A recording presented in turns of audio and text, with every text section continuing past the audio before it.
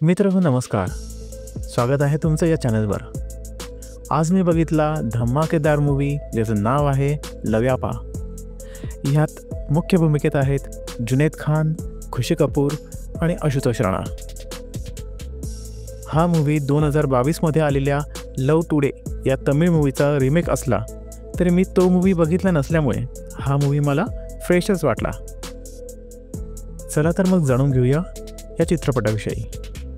खरं तर मी जुनैद खान जो आमिर खानचा मुलगा आहे आणि खुशी कपूर जी श्रीदेवीची मुलगी आहे या दोघांचा अभिनय बघायला गेलो होतो, पण त्यांच्या अभिनयापेक्षा चित्रपटाच्या कथेनेच मला बांधून ठेवलं।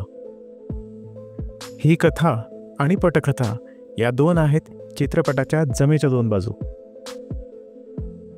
चित्रपटाची कथा ही प्रेडिक्टेबल जरी असली तरी जे स्क्रीनवर दाखवलं जातं त्यात वैविध्य आहे।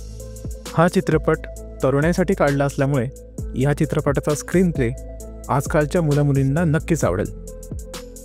चित्रपटाची स्टोरी थोडक्यात अशी की जुनैद खान खुशी कपूरचा हात मागायला तिचे वडील आशुतोष राणा याच्याकडे जातो आणि आशुतोष राणा त्या दोघांमध्ये किती विश्वास आहे हे जाणून घेण्यासाठी त्या दोघांचे मोबाईलची अदलाबदल करतो आणि तिथूनच सुरू होतो या चित्रपटाचा धमाकेदार प्रवास।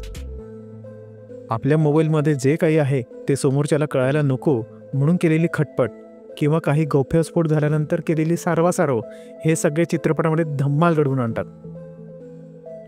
चित्रपटातील गाणी ही ठीकठाक आहेत आणि ते चित्रपटाला पुढे न्यायचंच काम करतात।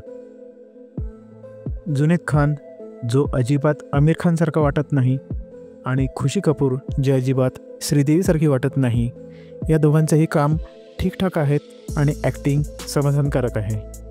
यात नेहमीप्रमाणे भाव खाऊन जातो तो आशुतोष राणा। चित्रपटाची मांडणी तरल असल्यामुळे आणि स्क्रीन प्ले फ्रेश असल्यामुळे हे दोघं नवखे कलाकार चित्रपटात आरामात तरले गेले।